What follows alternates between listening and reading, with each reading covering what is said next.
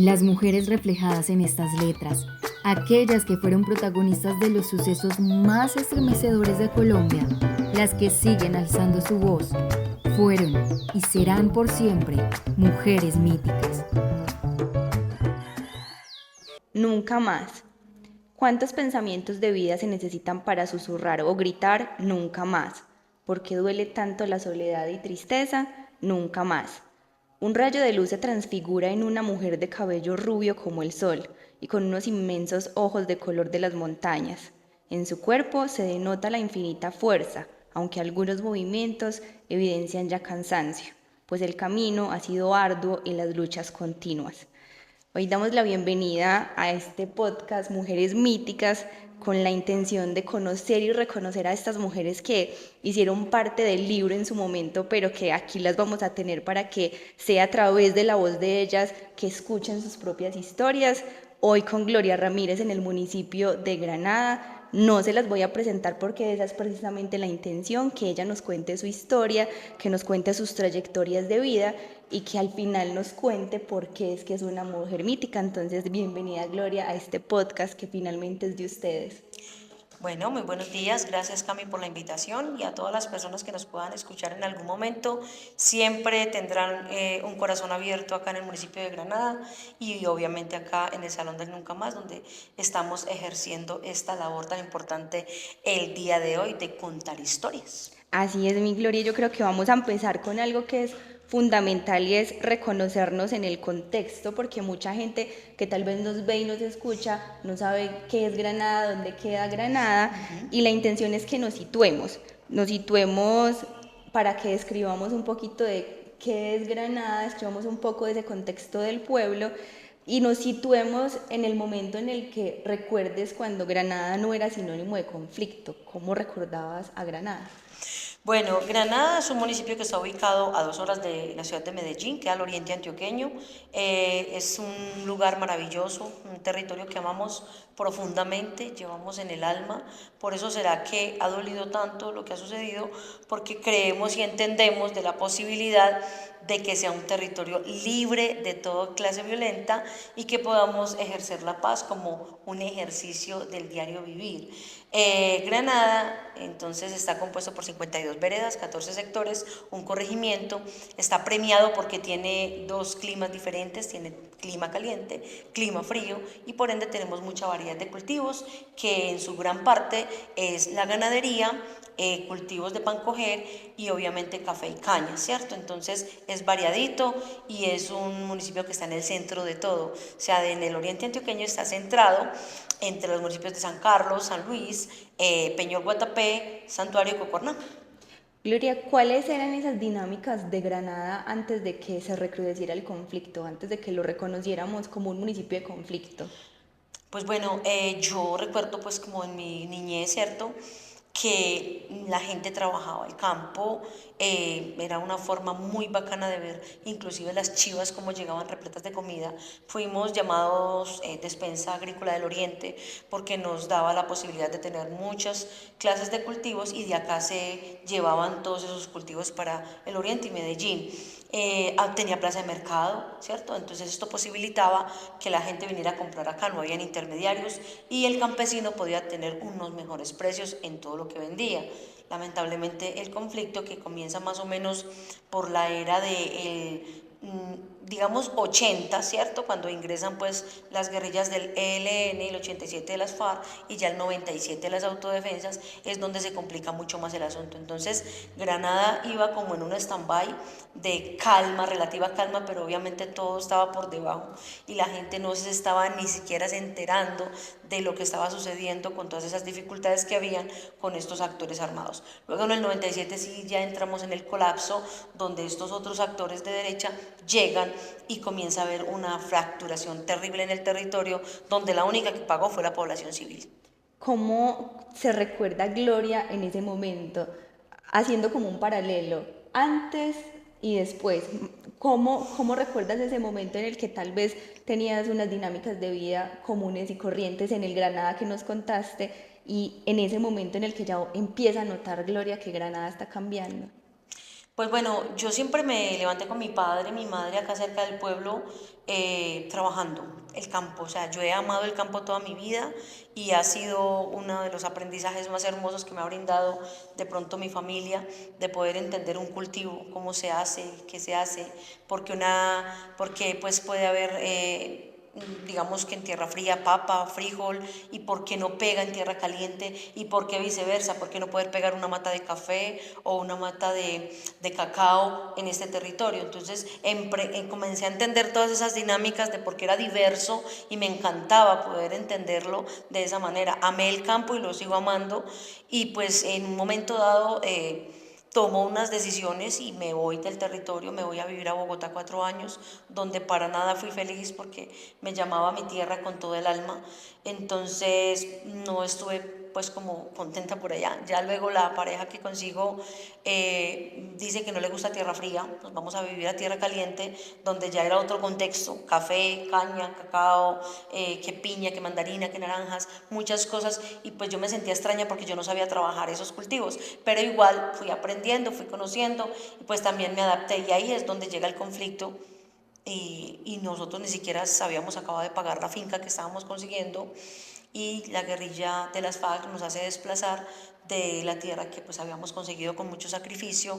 Eso fue en el 2001, donde llegamos pues entonces a la parte donde dijeron o nos colaboran o se van, y nosotros tuvimos que tomar la decisión de venirnos porque no teníamos ninguna intención de ser parte de ningún grupo armado, y llegamos acá a la zona urbana a vivir todo lo que usted se quiera imaginar, desplazamientos, humillaciones, dificultades sociales, culturales, económicas, donde pasamos necesidades con los 3 niños que teníamos, y pues nada, se comienza a recrudecer la guerra de una manera impresionante, donde eran unos contra otros, la única que pagaba el plato roto era la población, porque nos veíamos inmersos en algo que ni siquiera nosotros habíamos pedido, que ni siquiera nosotros teníamos ganas de apoyar. Entonces eran muertos por un lado, muertos por el otro, y nosotros no sabíamos para dónde coger. Como no teníamos cabida en la ciudad de Medellín porque no teníamos familia, pues nos tocó soportar y decidimos tomar esa lotería, porque era una lotería vivir, estar en este territorio y aguantar la catombe hasta cuando terminaran todos esos asuntos. Si usted evoca ese recuerdo de la finca y ese momento en el que les toca salir, ¿qué siente o qué sensaciones recuerda que tuvo en ese momento que usted dice, lo veo clarito, es algo que no se olvida? Sentimientos, sensaciones, al tomar esa decisión de saber que tienen que salir de su finca, de ese pedazo de tierra que ya era parte de ustedes y se tienen que venir para el casco urbano. Pues bueno, en ese momento uno piensa es en salvaguardar la vida y en que los niños estén bien, ¿cierto? Entonces no pensábamos mucho en el qué dejamos, porque pues no había ni siquiera tiempo de pensar en eso. Teníamos era la actitud de sobrevivir, o sea, sobrevivir se sobrepasaba al dolor que teníamos de dejar la tierra. Yo no sé si puedan interpretar lo que significa cuando un árbol cae, que está prendido en algún barranco, cae y él comienza a acercársele sus hojas porque ya la savia no depende de la tierra. Entonces eso es muy triste porque nosotros sentíamos eso, nos estábamos secando en vida porque no es lo mismo estar de arrimado en alguna parte de un familiar dependiendo de que otro le dé un plato de comida, a estar en su tierra donde le producía la yuca, el plátano, el café y otros cultivos, y cuando sacamos el café nos veníamos a comprar las cosas acá al pueblo. Entonces ya los niños no eran bienvenidos en los otros espacios porque habían otros niños, habían enfrentamiento entre ellos de pues, los niños siempre van a tener dificultad. Entonces era muy teso poder estar en un lugar donde no nos sentíamos correctamente bien. Ya luego de que va bajando todo esto, uno comienza a añorar la tierra otra vez, cómo se sacaba la comida, el caballo que teníamos, qué se haría, no sabemos, la vaca para dónde cogería tampoco. Entonces fue muy teso porque recordamos, pero yo no deseaba regresar, o sea, en la honestidad no deseaba regresar, porque el maltrato que sufrimos por parte del ejército fue terrible, o sea, la discriminación y la estigmatización fue total, siempre nos empujaban, nos trataban mal, nos decían, hey, pero vea, es que resulta de que necesitamos que ustedes nos digan dónde está la guerrilla, que dónde está no sé quién. Entonces, esa situación tan compleja, tan difícil, para nosotros yo no sé, el desarraigo es algo terrible. Y nosotros decíamos, no hay nada más terrible que el desarraigo, no hay nada más terrible que el desplazamiento, porque eso fue lo que vivimos. Afortunadamente no fue familia, no fueron hijos, padres, hermanos los que perdimos, pero sí la pérdida del territorio. Es perder toda esa esencia que tú llevas en el alma de trabajar el campo, a acostumbrarte a vivir en un municipio donde el cemento no da comida, donde nosotros nos vemos en una situación muy compleja de querer estar en un lugar y no poder estar porque la vereda la minaron, no pudimos acceder a la finca otra vez. Se tenían esos recuerdos, pero se llevaban en el alma y con nostalgia, pero teníamos que tratar de sobrevivir porque teníamos unos niños pequeños y había que tratar de salir adelante de alguna manera. Gloria, llegan al casco urbano a enfrentarse a nuevas dinámicas de vida, a rebuscarse la vida de otras maneras, a sobrevivir de otras maneras. Pero yo también quiero que me cuentes un poquito, entonces, llegan al pueblo y cuál es esa realidad que empiezan a vivir dentro del mismo pueblo. Porque digamos que aunque me cuentas que de alguna manera no estuvieron directamente afectados, a lo mejor y sí, porque igual ustedes estaban viviendo en el municipio y eran testigos de todo lo que le estaban haciendo a sus vecinos, a familiares cercanos, lejanos y a su mismo territorio. Pues en el momento no entendía mucho las dinámicas tan tremendas que se estaban dando, porque uno veía mucha gente triste, pues como por toda esta situación, y mucha gente que no quería ni siquiera saber de nada, de absolutamente nada. O sea, se exterminaron las juntas de acción comunal, se acabó como esa economía que tenía el territorio, la cultura, todo lo que teníamos en lo social. O sea, eso se fracturó de una manera terrible. Usted salir a las veredas, ya no existía gente en las veredas, porque pues al tener un 98% de la población desplazada de la zona rural, eso indica que la gente que vivía en las veredas se desplazó. Lo mismo pasaba con la zona urbana, que fue un 73% de desplazamiento. Entonces, nosotros, o por lo menos de mi parte, yo no entendía lo que estaba sucediendo, simplemente intentábamos sobrevivir. Cuando comienzan a sonar digamos, la radio ¿cómo se llama esto? La emisora, donde decía, bueno, se invita a las que se crean, personas que se crean víctimas para que participen de unos espacios donde va a haber unas charlas, unos encuentros, y pues miramos a ver cómo se defienden los derechos entre todos. Entonces a mí me llamó la atención. ¿Qué me llamó la atención? Posiblemente me van a dar un mercado, posiblemente me van a dar alguna ayuda, porque uno no pensaba sino en eso en el momento. O sea, eso era lo que de pronto le inculcaba a uno a participar de algún espacio, poder llevar alguna cosa para la casa, porque pues literal estábamos en situaciones muy complejas. Bueno, y comenzamos a asistir a esos espacios, pues me llamaba mucho la atención porque eran mujeres.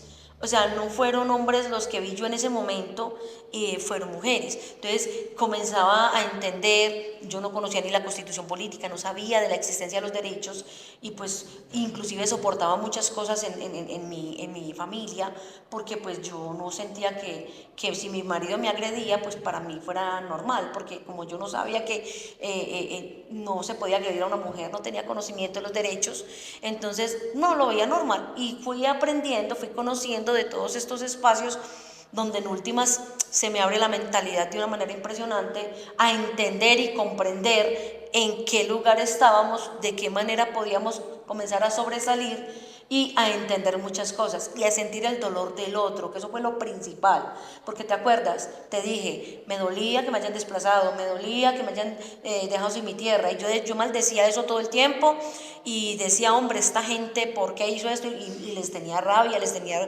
bronca, les tenía de todo.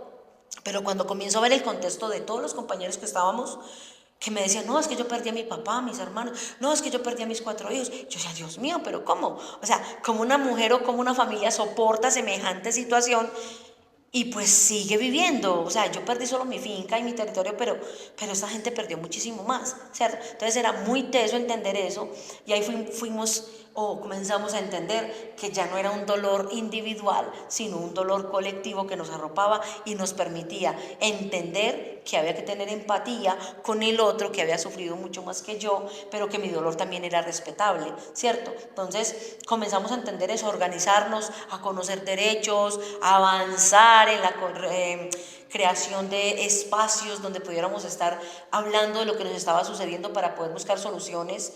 Y a mí ya me dejó de importar inclusive el mercado, ya me importaron fue otras cosas, y pues a eso me ajusté hasta el día de hoy. Ahí es donde nace esa Gloria que empieza como a adquirir cierta vocería, no solo en la defensa de sus propios derechos, sino también en la defensa de los derechos de las mujeres que la rodeaban y de las personas en general. Pero me parece particular y quiero que nos centremos ahí, porque ahorita mencionabas que en esos espacios empiezan a llegar, son mujeres. ¿Usted cómo cree que el conflicto impactó de manera distinta, no vamos a decir si más o menos, pero sí de manera distinta a mujeres y hombres? Y cómo estas mujeres se empiezan a abrazar entre ellas para empezar a conformar como esa colectividad.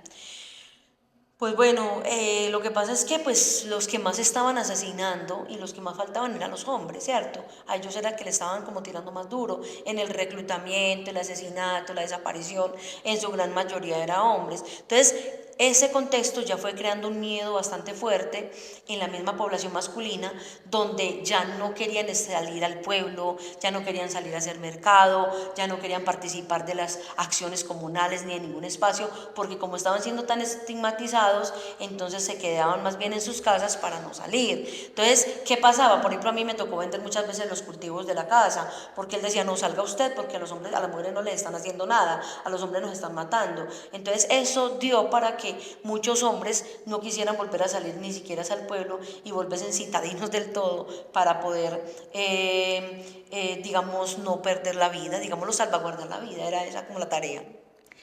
Y vámonos a esas acciones que empiezan a consolidarse ustedes de manera conjunta para resistir.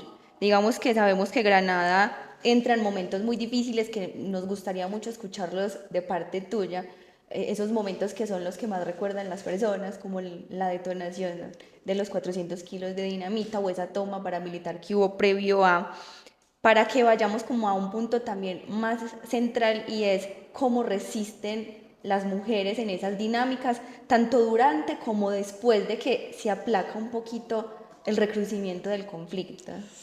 Pues bueno, después de ver todas esas situaciones, nosotros fuimos cogiendo herramientas con muchas compañeras, pues herramientas en el decir del conocimiento, en la defensa, en el acompañamiento que estaban teniendo otras entidades con el municipio, con las mujeres. Entonces comenzamos a entender que podíamos tener como de nuestra parte la defensa y la lucha por no permitir que esto continuara. Entonces, tanto las compañeras como mi persona no teníamos amplio conocimiento de leyes ni de nada de eso, pero cada capacitación nos brindaba un abordaje súper impresionante para poder avanzar en el reconocimiento. Entonces, ya no eran 60 mujeres las que se reunían, sino que ya pasamos a ser 150, 200, al último llegamos a participar hasta 400 personas en esas asambleas. Y los hombres, al ver que las mujeres ya comenzaron a trabajar y a estar ahí, también quisieron vincularse de alguna manera y fue creciendo la población masculina también en la asociación, pero en muy bajo porcentaje. Las mujeres eran las que siempre salían al proceso, a marchas, a encuentros, eran las que hacían las reuniones, las que estaban pendientes de todo para poder salir adelante. Entonces ahí es donde nacen las organizaciones, no digo solamente que Asovida como organización de víctimas, sino que nacen otras de desplazados, de campesinos, de agricultores. Entonces esto comienza como a formarse y a impregnarse de una forma del derecho a participar, el derecho a ser escuchados, el derecho a opinar, el derecho a decidir, proponer y hacer. ¿Sí? Que nadie opinara de aquí en adelante por nosotros, porque ya no queríamos eso, o sea, ya no queríamos que el conflicto y las demás personas que estaban enseñadas a opinar y a poner nuestra palabra por parte de ellos, ya no era esa la tarea, ya éramos nosotras mismas, ya no permitíamos el maltrato, ya no permitíamos los gritos, el maltrato psicológico, ya no permitíamos el abuso de la palabra, ya nos tomamos los espacios políticos, fuimos creando inclusive agendas políticas que nos permitieran el desarrollo social del mismo territorio enfocado desde las mujeres. Y bueno, y eso se ha dado desde aquel entonces, desde el 2004 que iniciamos, 2007 que nacemos legalmente y nos damos la oportunidad de creer en nosotras, de que nosotras somos potencia, de que podemos entender un territorio y que lo podemos defender igual que los defienden los hombres, ¿cierto? Entonces ya hablábamos en todos los espacios con muchos argumentos que nos permitían a nosotros desarrollar nuestras necesidades en voz de nosotros. que eso es lo más importante. Ya no se estaban creando las necesidades en un escritorio. Es que las mujeres pueden necesitar esto, pueden necesitar aquello. No, ya era desde la voz de nosotros mismas que comenzamos a construir esta Granada que queremos y que soñamos para nuestro futuro y para nuestros hijos, que son los que están creciendo hoy. Bueno, ahí yo creo que ya nos vamos a ir a la actualidad, al presente, Sí. a lo que empezamos a construir hace 2 años de manera conjunta, que es todo el proyecto de Mujeres Míticas, pero para poner en contexto a quienes todavía no lo conocen muy bien, Sí. o a quienes apenas se están enterando de qué es Mujeres Míticas, vámonos a ese primer punto que nos llevó a construir este proyecto, y es: ¿qué mitos recuerda Gloria del territorio que le hayan contado sus papás, sus vecinos, sus antepasados? No sé, espantos de Granada, mitos y leyendas de Granada. Pues bueno, a mí me asustaban mucho con el costalón, ¿no? Que si no hacía caso, pasaba un señor recogiendo niños y se los llevaba a uno y que pues tenía que hacer caso, ¿cierto? También la Llorona. Usted quiere que la Llorona se la lleve por estar chillando. Ella escucha a los niños por ahí llorar y se los carga. Y yo decía, ¿dónde estará esa señora por ahí? Dios mío, bendito. Será muy teso. Y los otros sí los escuchaba ya por medio pues como de la televisor o de, pues, sí me entienden, o sea, de otros medios de comunicación. Pero en sí, el costalón y en sí la Llorona. De ahí para adelante no me acuerdo. De más. Bueno, nosotros retomamos entonces como esos mitos populares del departamento, de Antioquia, de nuestros municipios, y empezamos como a generar como esa analogía de qué mitos a lo mejor sí se hicieron realidad, no solo en Granada, San Carlos, que es el otro territorio con el que estamos trabajando, sino pues a nivel nacional. Y teníamos un mito que era la barbacoa, que la barbacoa se comentaba que era pues un espanto, 4 cargueros que llevaban un muerto en una camilla de guadua, y que si usted se los encontraba en el camino le decía: carga o alumbra. Este mito fue el que escogió Gloria para identificarse, y la intención es que nos cuentes por qué. Pues bueno, es que, pues, digamos que como los mitos se han traducido a la realidad, porque es una realidad, pues yo no me identificaba con la pata sola, porque pues gracias a Dios no tengo familia que haya sufrido por minas, ¿cierto? La Llorona pues se enfoca mucho más también en el tema de la desaparición forzada. Gracias a Dios no tengo ese problema, pues porque pues hay que ser realistas. Me duele cada una de las personas que está acá y me duele cada una de las personas que han desaparecido, pero no lo viví en mi propia familia, solo que tuve empatía de ponerme en el lugar de ellos para poder trabajar y luchar por cada uno de ellos. Ahora, el tema del costalón, pues tampoco nos reclutaron forzadamente, pero cuando logro conocer lo que tú nos decías, ¿cierto? Porque tú trajiste al contexto otros mitos, y yo, claro, yo me identifico con la que alumbraba, porque pues las jornadas de la luz que hacíamos acá en el territorio, salíamos, era en marcha de tal parte a tal otra, con la vela en la mano, ¿cierto? Y alumbrando, o también ayudando a enterrar a los muertos, porque así nos correspondía, ayudar a enterrar a esas personas que pues desafortunadamente la guerra se llevó. Entonces me identifiqué más con ese, y también cargando como esa responsabilidad de visibilizar el territorio, porque me parece fundamental que conozcan qué pasó en Granada, qué sucedió, por qué no debe volverse a repetir la historia, porque hay una ley, que es la 1448, sale en el 2011, con su renovación ahora que pasó en el 2022, pero sucede y pasa de que eso se va a quedar en el libro, eso va a quedar escrito ahí, a ver quién está luchando por la no repetición de la historia. Nosotros como, digamos, parte de una organización que no queremos volver a repetir el dolor. Entonces, ese cargar también es una responsabilidad. Y esa responsabilidad es conmigo misma, con la comunidad, de no dejar que se repita la historia para que nuestros hijos tan siquiera tengan un territorio en paz. ¿Qué gano yo con dejarles fincas, carros, casas, qué sé yo, cosas materiales, cuando no les estoy dejando un territorio en paz para que lo puedan disfrutar? Entonces, esa es la tarea, tanto mía como de las organizaciones, como de las instituciones y de la sociedad en general, no permitir la repetición de la historia. Sabemos que ahí están esos nuevos significados de cargar y alumbrar. ¿Cuáles son esas características que Gloria en su momento le dio a ese mito? Porque es que cogimos un mito que todo el tiempo nos contaban, donde simplemente era un espanto al que uno le tenía miedo, o que eran mitos que se reforzaban en la zona rural, pero ustedes mismas son las que les empiezan a depositar como otras características. ¿Qué es una mujer barbacoa? En este caso, si usted se pone a analizar esas características que usted le dio a ese mito para identificarlo con su historia, ¿cuáles fueron esas características? Pues hombre, si el mito de la barbacoa habla de carga o alumbra, entonces, ¿qué decisión tomas tú? ¿Cargas, sigues cargando con tu dolor, sigues cargando con tu tristeza, o alumbras el camino de otros para que podamos continuar en un territorio que amamos, que llevamos en el alma? Entonces, esa luz de esperanza, que es una vela encendida, algo encendido, significa abrir caminos. Estamos abriendo caminos, estamos abriendo trochas, estamos abriendo espacios, estamos abriendo momentos, situaciones, todo lo que hacemos con cada cosa que realizamos las compañeras y los compañeros, porque somos hombres y mujeres trabajando por una misma resiliencia. Esto es abrirle la oportunidad a la paz, a la reconciliación, al perdón, a la no repetición de la historia, a la verdad, a la justicia. Estamos abriendo caminos, estamos alumbrando la forma para que otros territorios también se vinculen a trabajar por la paz. La paz no se mendiga, la paz se exige y es un derecho constitucional. Y no tenemos por qué recibirla a gota, ni a migajas, ni decir, ay no, es que vamos a ir a Granada, la vamos a ir a proteger porque es que la gente allá de pronto la necesita. No, la exigimos como un derecho constitucional de un pueblo que simplemente vivió el conflicto, no quiere volver a pasar por eso. Mi Gloria, ya que estás hablando de esa definición de paz, que aquí nos empezamos como a cerrar para ir concluyendo, para ti, ¿cuál es ese significado del corazón? Para ti, ¿qué significa paz y cómo sus historias pueden contribuir a esa construcción de paz?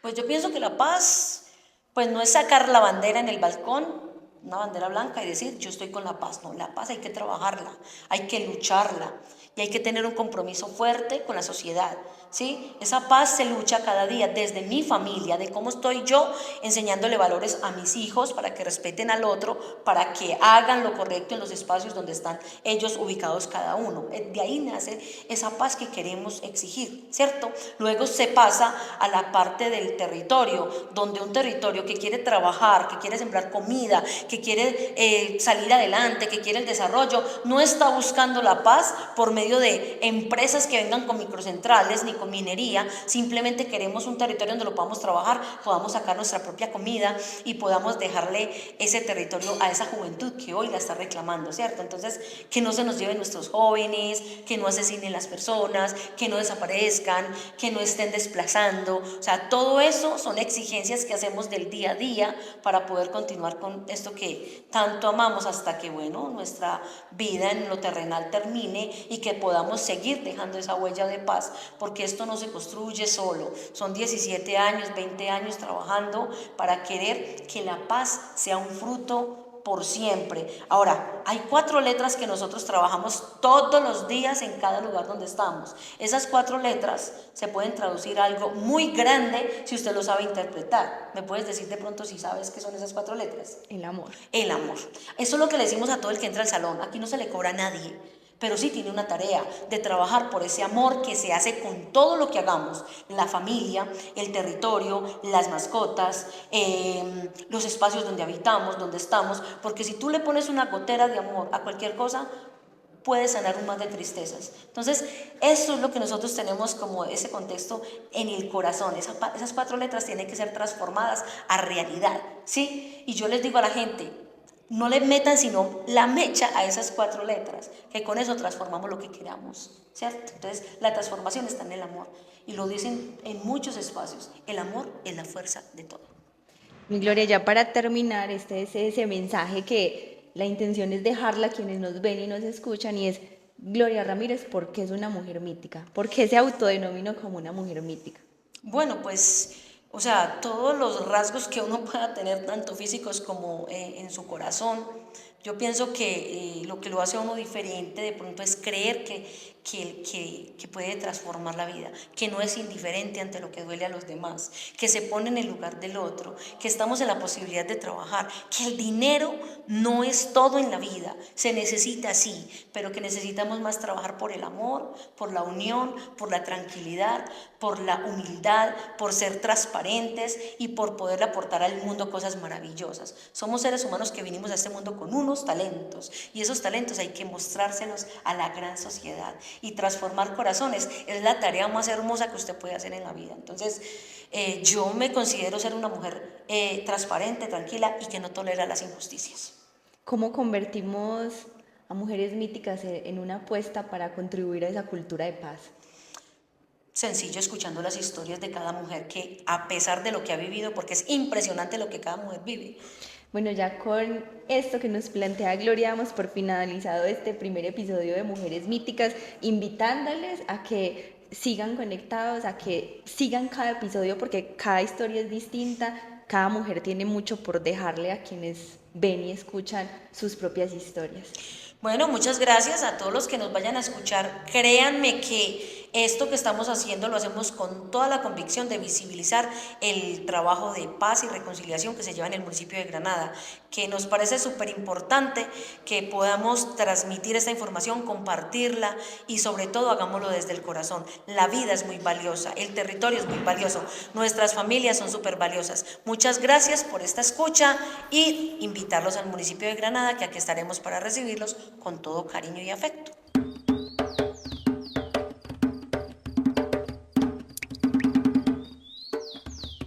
Nos vemos y escuchamos cada jueves a través del episodio de Una Mujer Mítica.